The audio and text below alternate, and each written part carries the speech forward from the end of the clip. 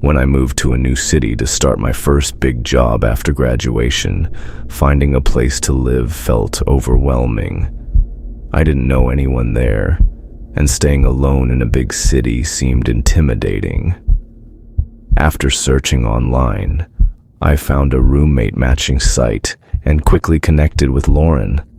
Her profile seemed perfect: friendly, clean, professional, and responsible.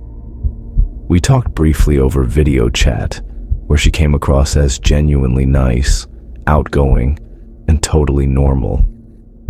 So we agreed to share a 2-bedroom apartment near downtown.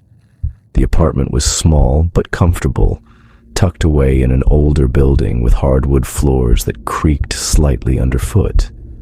Lauren seemed welcoming, helping me move in and even cooking dinner my first night. I felt lucky to have found her, convinced we'd quickly become friends. At first, everything appeared normal. Lauren and I had opposite schedules. She worked evenings while I had a regular 9 to 5, so we didn't interact often. But she was always polite and considerate, leaving cheerful notes on the fridge or making extra coffee before heading out. Still, there was something about Lauren I couldn't quite place. Sometimes I'd catch her staring blankly at nothing, lost deep in thought, until I startled her back to reality. About a month in, I started feeling unusually tired, drained even after full nights of sleep. I blamed it on work stress, dismissing the fatigue as my body adjusting to a new routine.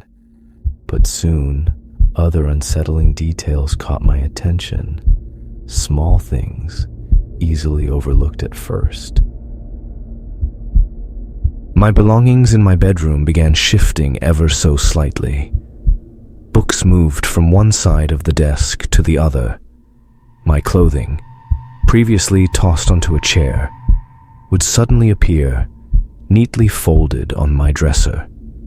Even my phone charger mysteriously relocated itself each morning. At first, I thought I was imagining it, but soon I couldn't ignore the patterns. Each morning felt like a puzzle I had to piece together. Then came the night that still haunts me. I woke suddenly, heart racing, eyes wide open at exactly 3:03 a.m. The room was completely dark, silent except for my own shallow breathing. Despite seeing nothing, my skin crawled with the unmistakable feeling of being watched. Slowly, my vision adjusted to the darkness, my eyes drawn to the foot of my bed. Lauren was standing there, silent, motionless, watching me intently. She didn't move, didn't even blink. The darkness shadowed her features, but I could feel her stare, heavy and unyielding. Panic surged through me. "Lauren?" I whispered shakily. She didn't respond. She simply stared, as if entranced by something only she could see. After a few moments that felt like hours, she turned around without a word and left the room, softly closing the door behind her. The rest of the night passed in terrified wakefulness. The following morning, I confronted her in the kitchen, barely concealing my fear and anger. But Lauren behaved as though nothing unusual had occurred, casually sipping coffee and chatting about the weather. When I pressed, she seemed genuinely confused, even hurt, claiming she had no memory of entering my room. Unnerved and desperate for answers, I discreetly installed a hidden camera in my bedroom that day, concealing it behind some books on a shelf. The thought of watching what it might capture filled me with dread, but I had to know. The next morning, shaking with anxiety, I played back the footage. What I saw froze the blood in my veins. Lauren entered my room around 2 a.m., quietly opening the door and slipping inside with a graceful silence that seemed practiced, almost ghostly. She approached my bed slowly, deliberately, and stood motionless at the foot, watching me sleep. Her expression was blank, yet oddly sorrowful, as though mourning something lost. Occasionally, she'd whisper softly, words I couldn't make out clearly, murmured quietly enough that the camera barely registered them. At one point, she reached out a hand, gently brushing my hair from my face. Her fingertips lingered near my cheek, trembling slightly before pulling back. She remained there for hours, unmoving, just observing me. This happened every night, each time the same unsettling ritual. My heart raced as I confronted Lauren again that evening, showing her the footage on my phone. To my horror, she didn't appear shocked or embarrassed. Instead, a sad, gentle smile appeared on her lips, as if this revelation relieved her somehow. "I just wanted to make sure you were safe," she murmured softly, her eyes distant, disconnected. I packed my essentials within an hour, leaving nearly everything else behind, too terrified to stay another night. Lauren watched me calmly, making no effort to stop me. As I left, she whispered quietly, "I'm sorry if I scared you. I just worry sometimes." Weeks later, safely living in a new apartment across town, I ran into our landlord at a coffee shop. When he asked about my abrupt move, I hesitantly described my experience. He listened grimly, nodding slowly. "You know," he finally said, lowering his voice, "you weren't the first. Lauren has had at least 3 roommates this year alone. Each one moved out suddenly, giving vague reasons. Nobody stays there long." I never spoke to Lauren again. But sometimes, even now, I'll wake suddenly in the middle of the night, heart racing, convinced someone stands silently nearby, watching me sleep. And no matter how many times I move, lock my doors, or check under the bed, that feeling never truly goes away. Because deep down, I'm still afraid I might open my eyes one night and find Lauren quietly standing at the foot of my bed, smiling gently, whispering to herself, convinced she's keeping me safe.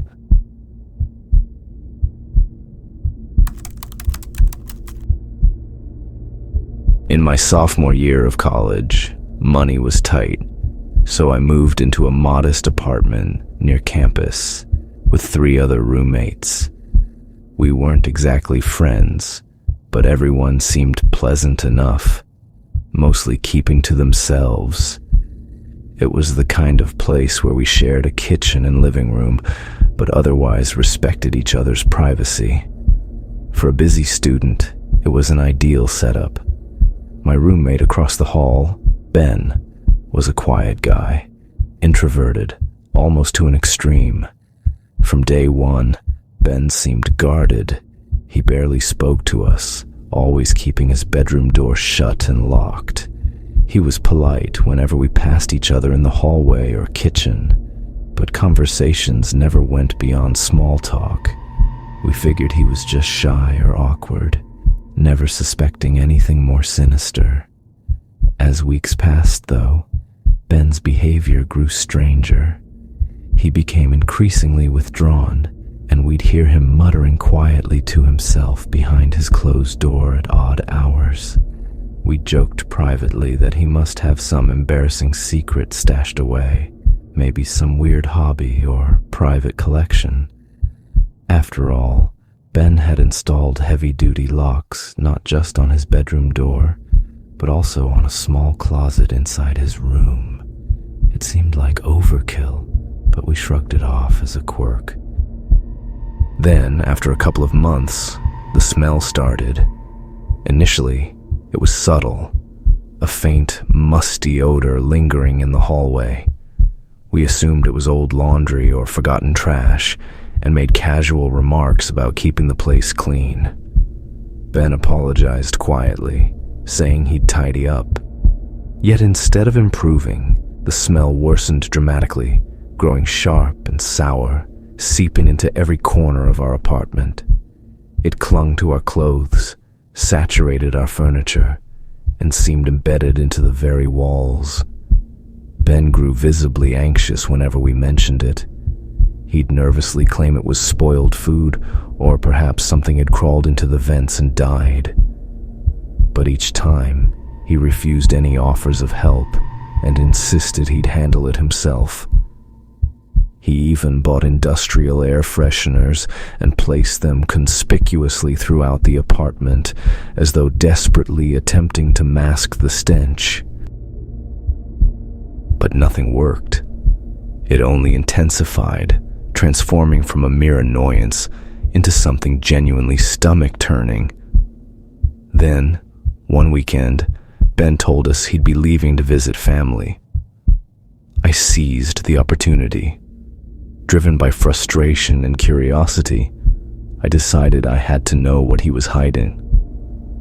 That afternoon, after he'd left, I carefully approached his locked bedroom door. My heart raced as I struggled to pick the cheap bedroom lock, anxiety mixing with guilt over invading his privacy. Eventually, with a soft click, the lock gave way. I pushed the door open slowly. A wave of sickening odor hit me instantly, nearly making me gag.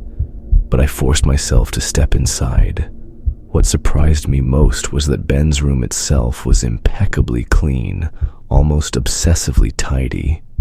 Books were organized alphabetically, clothing folded meticulously, bed perfectly made.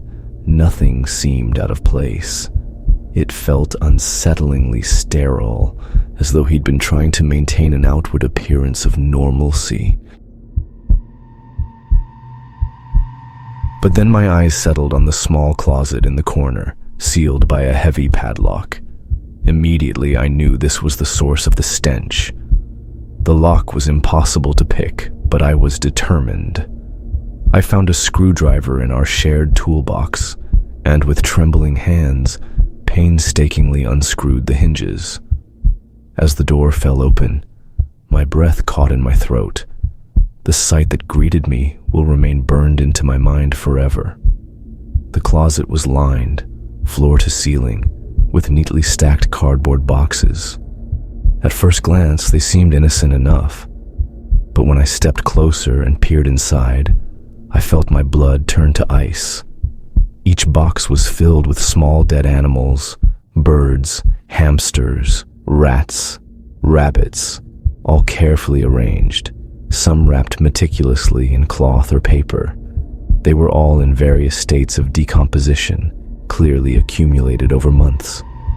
The worst part was the labels. Each box had dates scribbled on the sides in Ben's handwriting, alongside disturbing notes describing exactly how and when each animal had died. Words like strangled, poisoned, and drowned leaped from the boxes, making my stomach twist.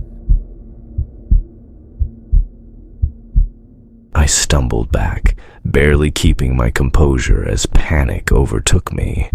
My mind raced. What kind of person had I been sharing my home with? In shock, I put the door back into place, quickly retreating from his room and locking it again, desperate not to leave any trace of my intrusion. When Ben returned the following evening, I confronted him immediately, unable to hold back my horror. Expecting denial or anger, I braced myself for his reaction. But Ben didn't shout or defend himself. He simply stood there, eerily calm, listening silently until I finished. After a long, uncomfortable silence, he spoke quietly, his voice disturbingly gentle. He explained, without any shame or hesitation, that he'd been collecting these animals for months, convinced that their deaths brought him some form of luck or protection. It was a ritual, he said, something deeply personal, something I couldn't possibly possibly understand. Terrified, I immediately packed my things and left, barely stopping long enough to notify the landlord and authorities. Police arrived at the apartment the next day, but Ben had already vanished, leaving nothing behind except empty shelves and the lingering, sickening scent. No one ever saw him again. The police said there wasn't enough evidence of a serious crime, just something deeply troubling and strange.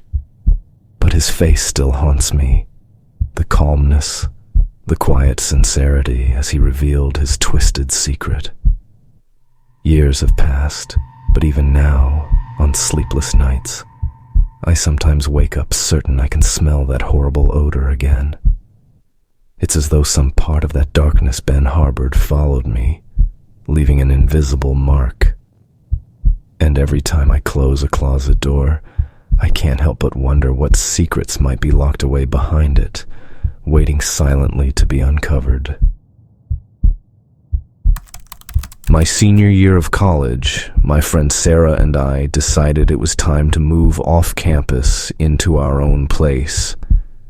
After weeks of searching, we found a small, cozy house a few blocks away from school. It was older, sure, creaky floors, peeling wallpaper in a couple of rooms, but the price was unbeatable, and it was far nicer than the dorms we'd lived in before. When we first moved in, everything seemed perfectly normal. We spent hours unpacking, rearranging furniture, and making the place feel like home. But it wasn't long before we began to joke nervously about the house being haunted. At night, lying in bed, we could clearly hear faint footsteps in the attic, gentle creaks, and the occasional dull thump, as though someone or something was shifting around up there. At first, we laughed it off, reassuring each other it was just an old house settling.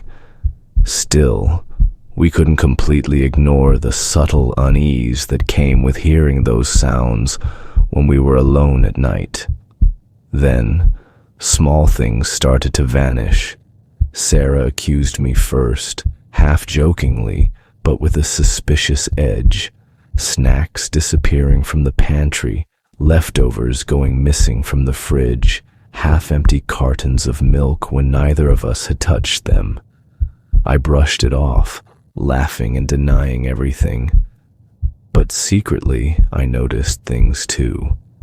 Sometimes items like my granola bars or cereal would just vanish overnight, leaving me wondering if Sarah was messing with me in return.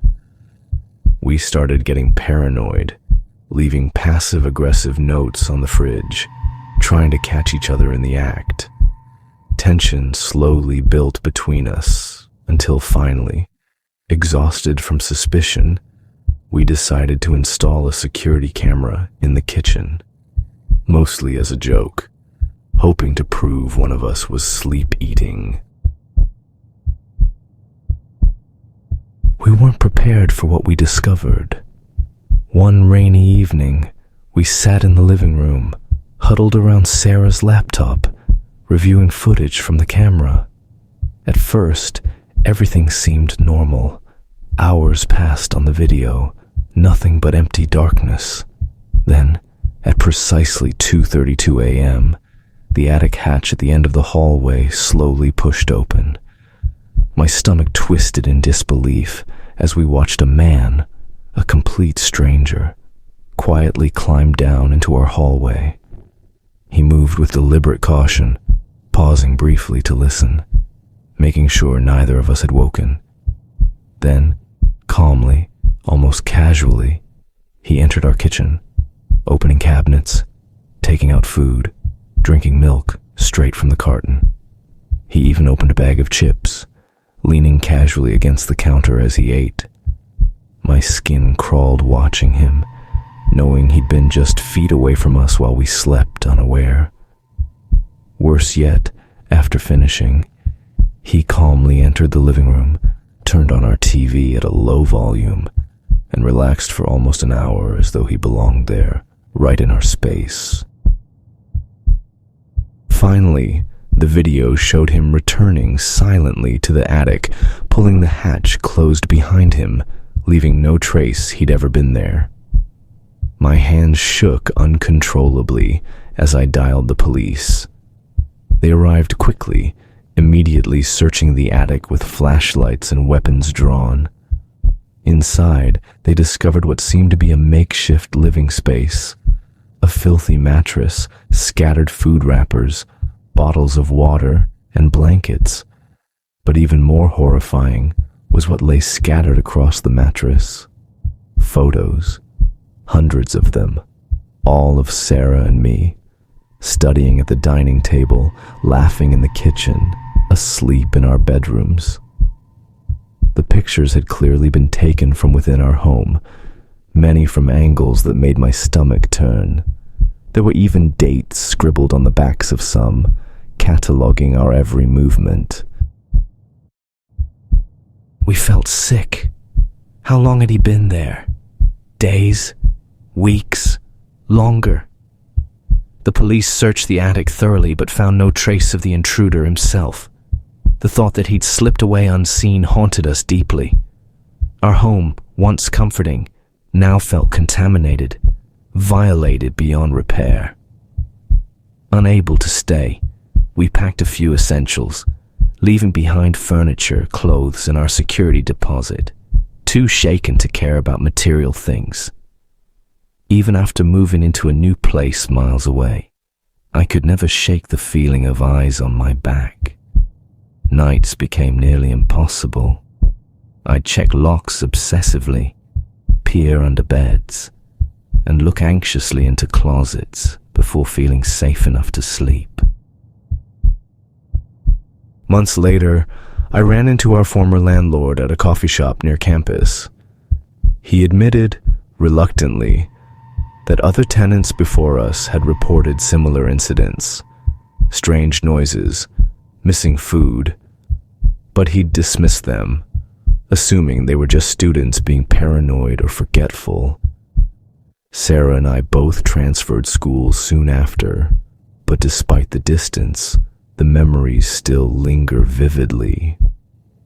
Every creak, every unexplained noise in my new home sends a wave of nausea through me, my mind instantly picturing that stranger climbing silently down from above, silently blending into my life while I remain oblivious.